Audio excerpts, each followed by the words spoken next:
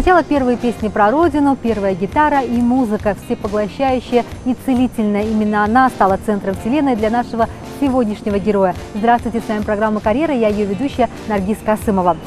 Сегодня я вас познакомлю с человеком, которого знаю сама достаточно давно. Это человек, который сформировал в таджикской музыкальной культуре целое направление городской романтики. Знакомьтесь, герой сегодняшнего выпуска программы «Карьера» – музыкант, предприниматель, фотограф Олим Ширинов. И наш разговор с ним пойдет о любви, о музыке и о самом главном.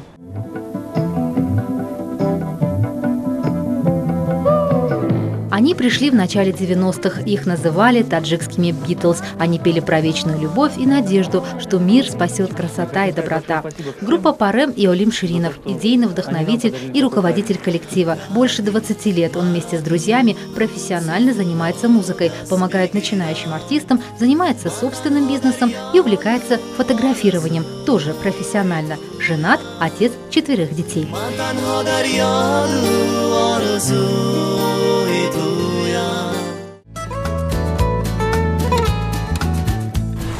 Олим, здравствуй, рада тебя видеть в рамках программы «Карьера». Привет, взаимно.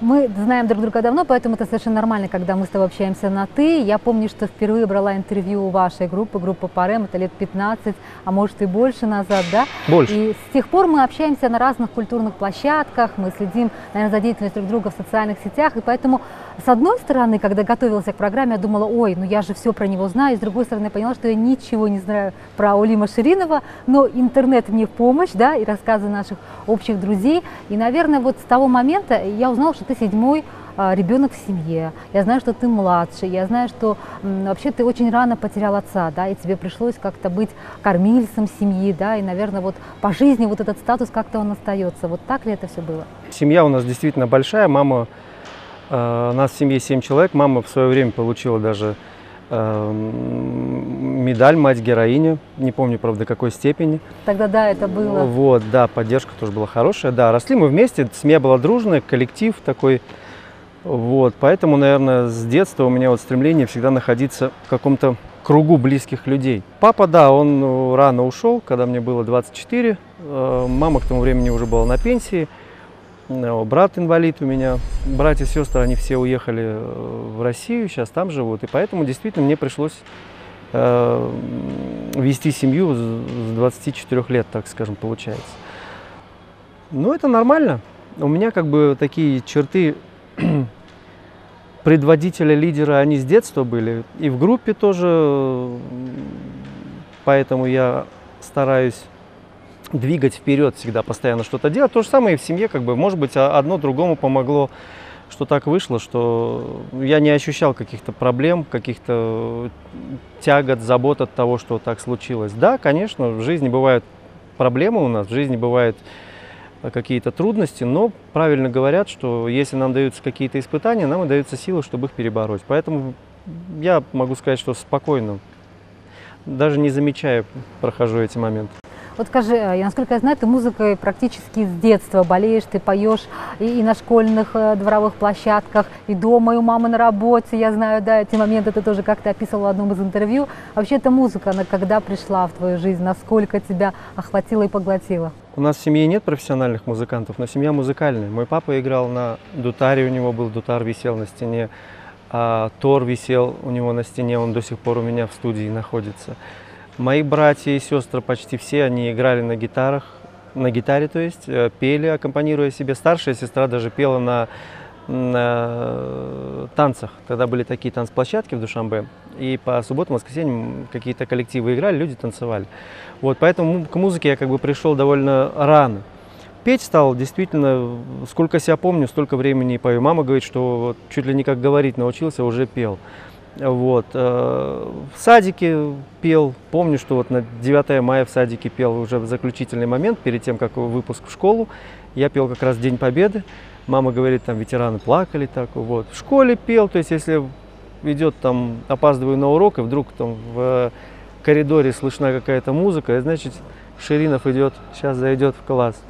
Вот. Во дворе пел всегда, с утра пораньше встану, там, пока все спят, я выхожу на улицу и начинаю там. У солдата выходной, пуговицы в ряд, или чаш месье Дори пел там. Вот. Поэтому музыка действительно ко мне пришла очень рано. Другой вопрос, что профессиональной музыкой заниматься я стал чуть позже, да. Но просто музыка, которая жила во мне, она, вот сколько себя помню, столько и есть. Вот как это было у тебя? Первое профессиональное увлечение, скажем, вот с гитарой работа, да? Ты же потом фортепиано выучил, да? Все вот это вот было. И вот как вот впервые все зарождалось, и мысль о том, чтобы свою команду собрать, музыкальную группу? Да, мне было 13-14 лет. Так получилось, что вот именно этот год я учился в Российской Федерации, тогда еще в РСФСР, в Мурманской области. 1 год я вот проучился именно там. И как раз на этот момент я очень сильно увлекался музыкой, увлекся музыкой Битлз, соответственно, уже гитары, уже, соответственно, хотелось чего-то не просто петь, но еще и аккомпанировать себе, там, барабаны, гитары, все дела. Ну и в классе собрал ребят, говорю, давайте группу сделаем. Они говорят, хорошо, давай. Я говорю, я буду играть на гитаре. И пошел учиться играть на гитаре, на курсы гитар. Друг мой сказал, а я пойду там на пианино, ну, на клавишах учиться играть. Ну, говорит, мне с одному неудобно, пойдем со мной вместе. Я говорю, ну, пойдем. Я с ним пошел, он 2 недели походил и бросил, а я так и доходил, поэтому как бы до определенной степени научился играть на фано. На гитаре в тот же период я усиленно учился играть, и в принципе, когда вернулся в Душанбе, я уже хорошо играл на гитаре, аккомпанировать себя во всяком случае мог. Вот. И вот вернувшись в Душанбе, как раз 10 класс у меня получился, уже здесь я собрал в школе, я учился в школе номер 37 имени Александра Мироненко, Героя Советского Союза. И вот там я собрал первую свою группу. То есть там мы собрались при школьном, так скажем, музыкальном коллективе, собрались и стали играть первые свои песни. Ну и так, такой культовый 93-й в твоей жизни год, да, когда образовывается группа Парем. Ты собираешь друзей, единомышленников, не знаю, как их назвать, семью, наверное, вторую, да? И так рождается группа Парем. Что это за период? Что это за группа? Ну, справедливости ради надо сказать, что переломным моментом все-таки был не 93-й год, а год 90-й, когда я пришел в группу «Бой Чичак» при Доме пионеров Рунского района, которым руководил Георгий Непомнящий. Вот именно там я познакомился с Алишером, с Володей Юматовым. Там меня начали учить нотной грамоте, так скажем. Не просто вот играть на гитаре, а вот Георгий Дмитриевич научил уже, значит, нотной грамоте, стал уже обращать на это внимание. Там мы познакомились. Ну, играли, соответственно, такие детские песни на детских фестивалях, на разных мероприятиях. Там 1 июня где-нибудь там в парке Мироненко, том же самом, или еще где-то там на Комсомольском озере пели, тоже в какой-то праздник. Вот, ну да, наступил 93-й год, и здесь, надо сказать, момент был в чем? Был такой наш друг Фируз Хакимов, то есть он сейчас, вот, брат мой, можно сказать. Тогда мы еще, мы диджей Fire, да, сейчас он личность довольно такая известная. Ну, такой, а да. тогда мы его только-только так вот были поверхностно знакомы, и вдруг он, значит, приходит к Володе Юматову, там, говорит, что вот у меня есть несколько песен, и у меня есть возможность записать их на профессиональной студии. А для молодого музыканта слово «профессиональная студия» — это вот что-то... И начали готовить вот эту вот программу из там 3-4 песен для того, чтобы пойти потом на студию записать. Вот в принципе это еще не был, конечно, Парем, но вот зарождение Парем было именно тогда.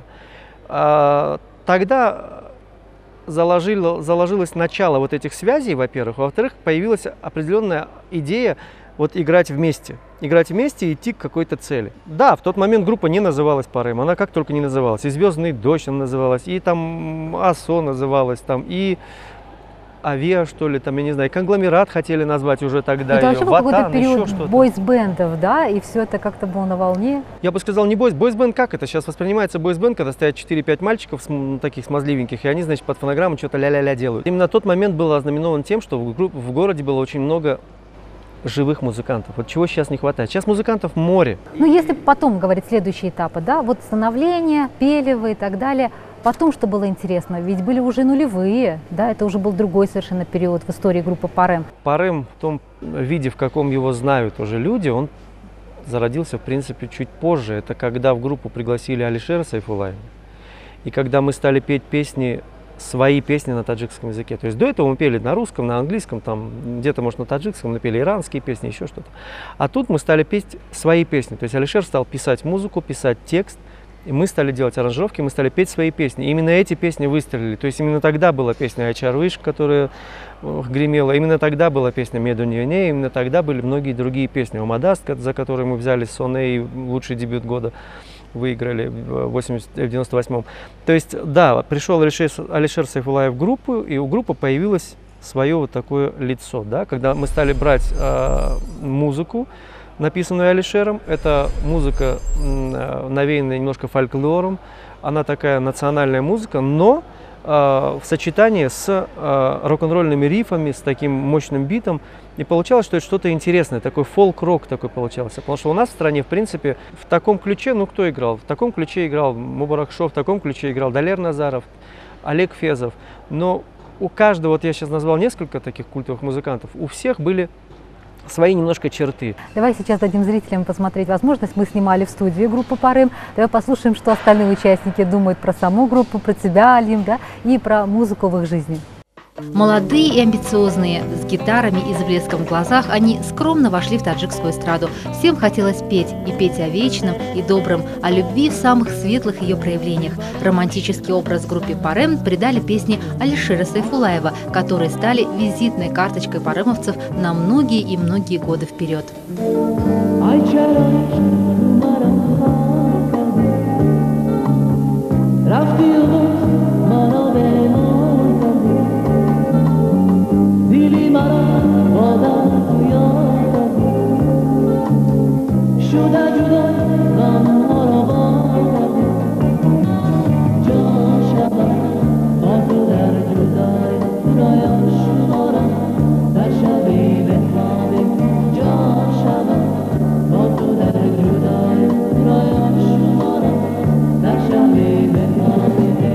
Хиты 90-х уверенно перешли в нулевые, а потом и в следующие десятилетия, ни на ноту не потеряв своей жизненности. Все эти годы в группу приходили ребята в разное время и по разным причинам, и всегда оставались, не представляя, что могут уже жить без музыки и семьи под названием «Парем», где у каждого в группе есть свое место и своя особенная роль.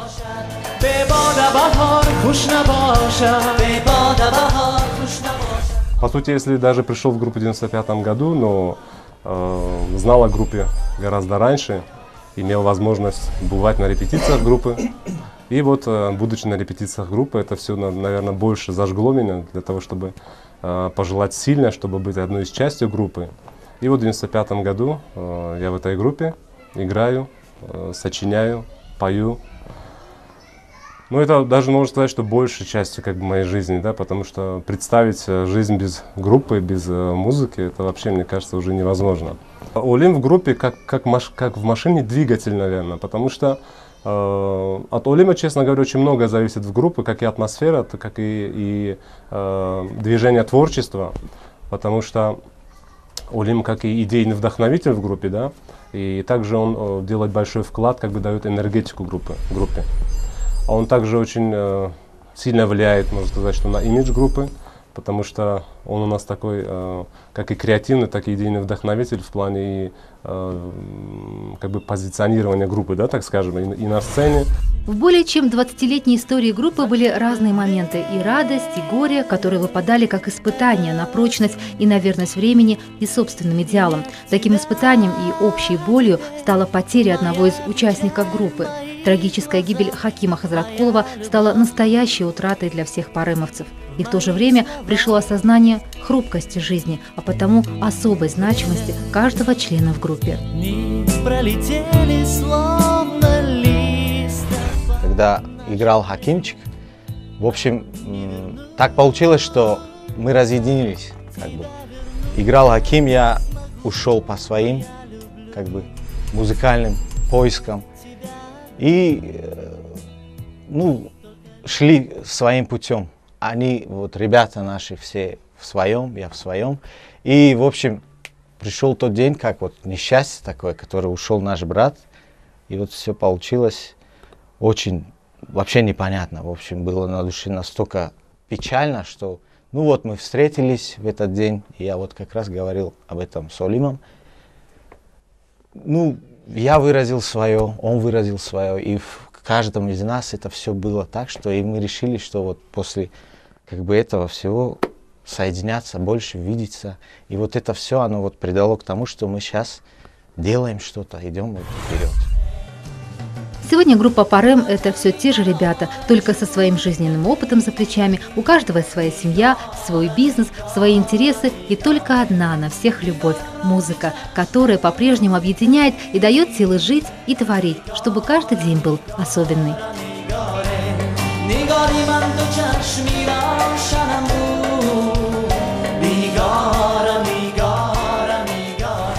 Помимо музыки, да, у нас есть работа, потому что такое время у нас на музыке не проживешь. Можно сказать, на уровне хобби это нельзя отпустить, потому что мы занимаемся профессиональной музыкой. Музыка, владеть инструментом, это не каждому дано. А тот, кто владеет, он должен обязательно играть на публике, выплескивать эту энергию. Иначе он просто умрет, если не будет играть. Поэтому музыка для меня лично – это часть моей жизни, без которой я, может быть, не буду в состоянии выполнять свою основную работу.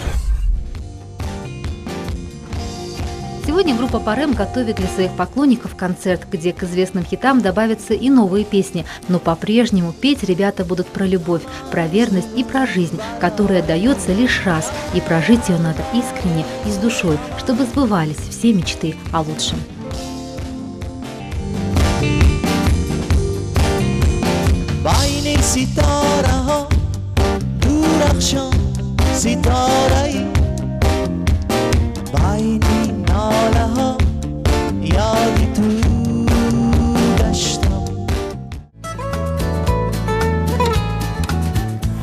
Поскольку наша программа «Карьера», да, очень часто те ребята, которые ищут свой путь в жизни, они пытаются понять, а когда понять, что это есть твое главное в жизни, да? А я считаю, что мало это понять, важно потом не предать свою мечту, да, и вот это вот не бросить на каком-то этапе, как бы тяжело ни казалось. Вот есть какой-то свой рецепт или свое объяснение этому? Что касается карьеры, что касается, как понять, что вот это в жизни важно, а это не важно, нужно руководствоваться одним, нужно понять, чего ты хочешь.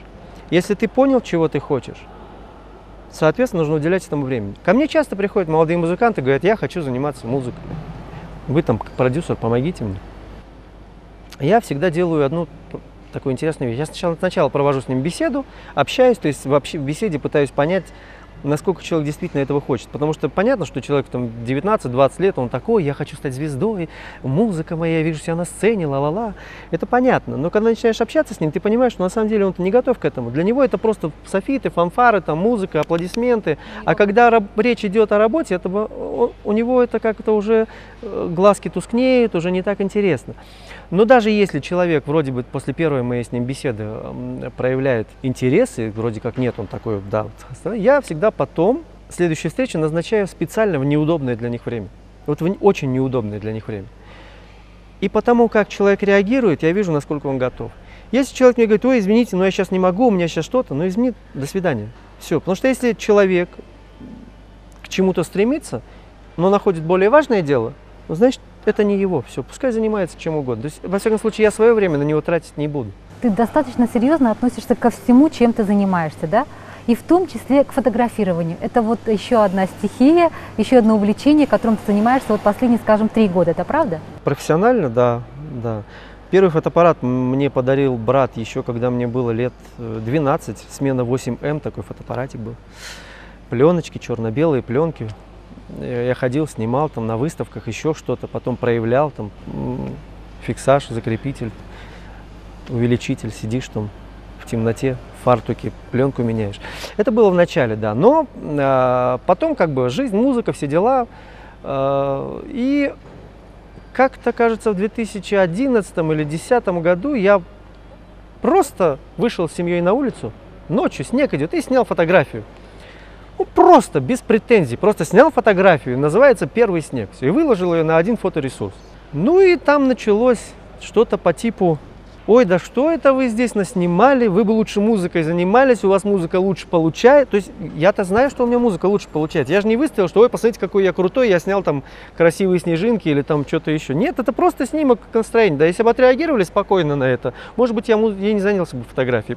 И вот с тех пор, соответственно, я взял первый свой фотоаппарат, это был Canon 550D и объектив 50 мм 1.8, стал снимать, стал получаться лучше, стал, соответственно, то есть я же говорю, когда человек чего-то хочет, он должен учиться. Я стал много учиться, стал смотреть много видео, читать, вот.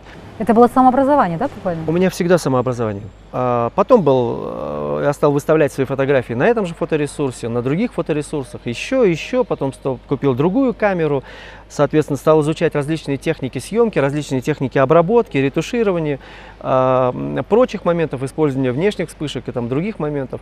Вот. После этого сейчас мои фотографии, они занимают первые места на фотовыставках, на каких-то фотоконкурсах. Да. В этом году, скажем, серия моих фотографий вошла в календарь, полностью календарь состоит из моих фотографий одной из компаний. Вот, они выпустили, причем брендовый такой календарь, довольно большой, хорошего качества снимки. Многие эксперты называют тебя успешным фотографом, да, и надо сказать, что не только красивая картинка тебя интересует, ведь в каждой фотографии твоя есть история, да, есть такие документальные фотографии, есть такие лица, которые, ну, красивыми не назовешь, но фотография, она просто западает в душу, но ведь такие же есть.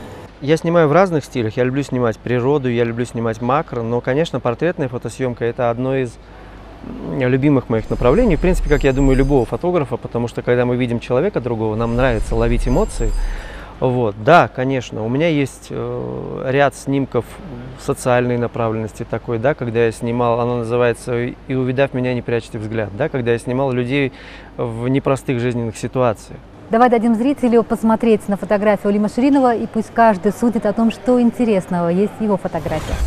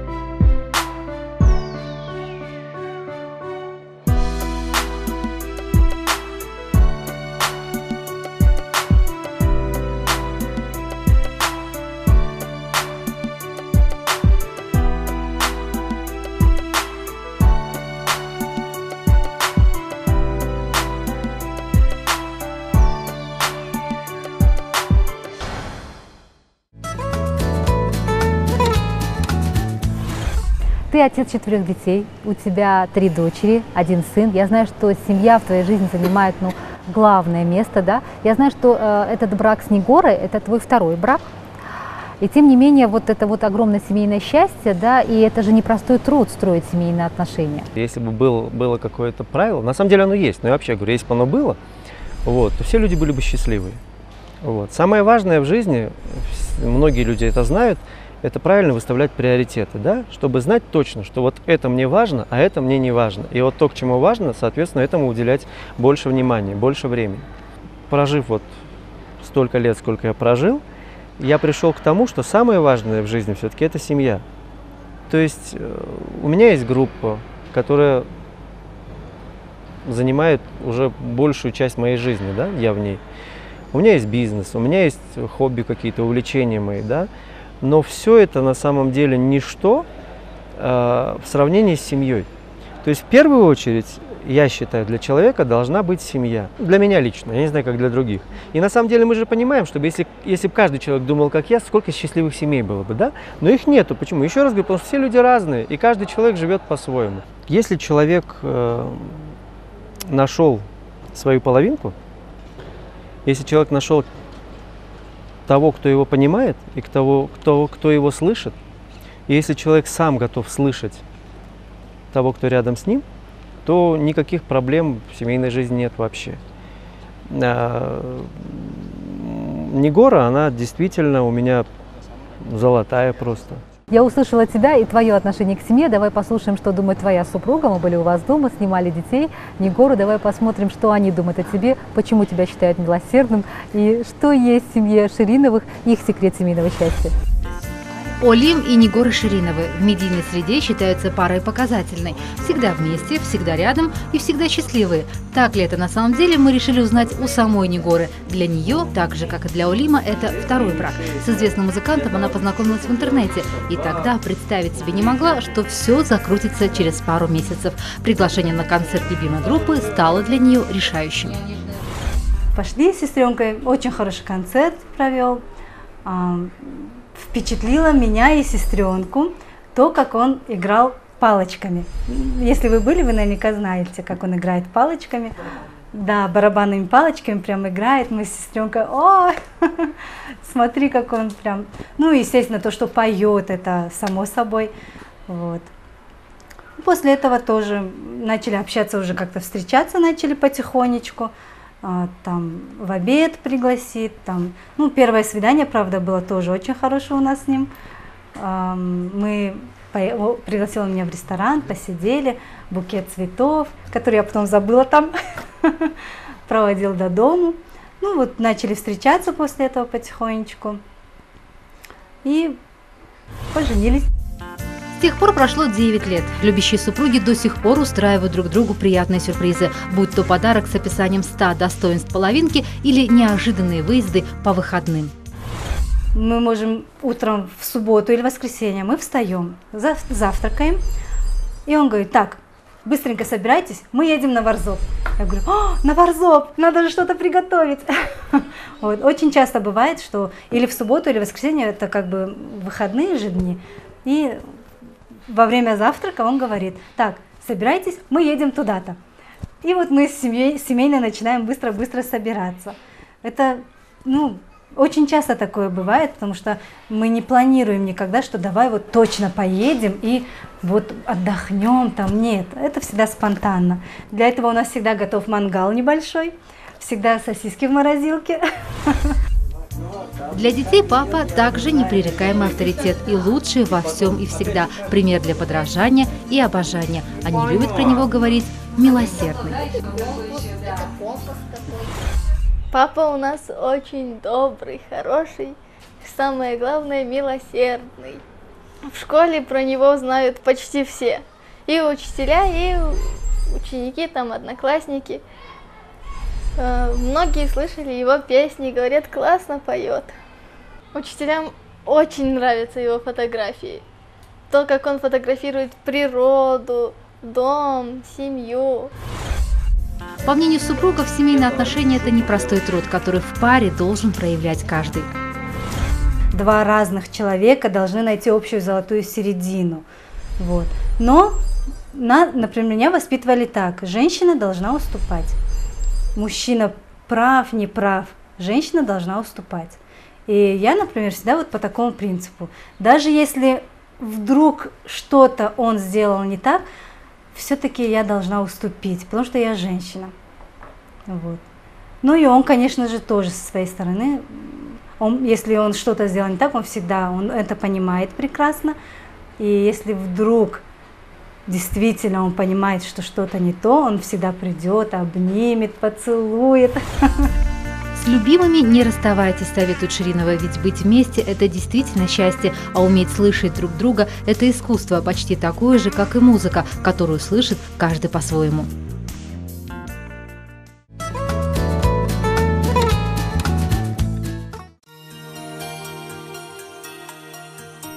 Что я не приемлю в людях? В человеке я принимаю все, потому что человек, ну уж так уж получилось, что он несовершенный. И поэтому говорить, что ой, как он мог вот так вот сделать, я бы так никогда, ну ты бы так никогда не сделал, зато сделал бы что-нибудь другое, что он никогда бы не понял. Поэтому, в принципе, я не могу сказать, что есть какая-то черта, которую прям не приемлю, но неприятная черта, она есть, конечно, это предательство. Какую музыку я люблю слушать? Я люблю слушать ту музыку, которая со мной с детства. Это музыка 60-х, 70-х годов. Еще люблю диско. Вот. А еще люблю старые советские песни. У меня целая подборка, она в машине тоже крутится. Ну и Высоцкого люблю. Чем я горжусь? Я горжусь своей семьей, я горжусь своим сыном, я горжусь своими детьми, а еще горжусь своим солнышком Нигорой. Мои сумасшедшие поступки. В моей жизни было столько поступков, и столько было из них сумасшедших для нормальных людей, потому что для них они были, конечно, ненормальными, а для меня они были, в принципе, нормальными. Вот. Я же говорю, бредовые идеи, они у меня возникают так иногда в голову, приходят. Скажем, один из моментов был, когда я на репетиции ребятам сказал: слушайте, что-то как-то скучно, давайте концерт дадим. Они говорят: ну да, там думали концерт, сейчас будем думать, в каком зале, где что. Я говорю: да какой зал? Вот сейчас вытащим аппаратуру на улицу. И мы вытащили колонки прямо вот во двор, поставили там барабан, колонки поставили и стали петь. Люди ходят, кто-то собрался, кто-то остановился, кто-то еще что-то. Ну, попели мы где-то минут 40, все, собрались, домой пошли. Что хочу успеть сделать? Я хочу очень многое в жизни успеть, и мне очень не хватает времени, я уже говорил об этом, мне очень не хватает времени. Я стараюсь меньше спать, но не спать совсем не получается. И поэтому я хочу успеть многое, я хочу еще лучше овладеть инструментом, на котором играю на ударной установке. Я хочу еще лучше снимать. Я хочу быть еще лучшим отцом, еще лучшим мужем. На это на все нужно время. Есть две вещи, о которых я прошу Бога всегда, когда ложусь спать. Это первое, чтобы все в моей семье были счастливы, чтобы у них все было хорошо, чтобы они были в достатке. А второе, чтобы Он дал мне возможность побольше успеть сделать. Олим, спасибо тебе огромное за откровенный разговор. Желаю твоей группе успехов, а тебе лично видеть своих близких живыми, здоровыми и счастливыми. Ну а нашим телезрителям напомню, это была программа «Карьера», я ее ведущая Наргиз Касымова. Верьте в свою мечту и в лучшее каждый день, и тогда ваш успех непременно улыбнется и вам. До встречи через неделю.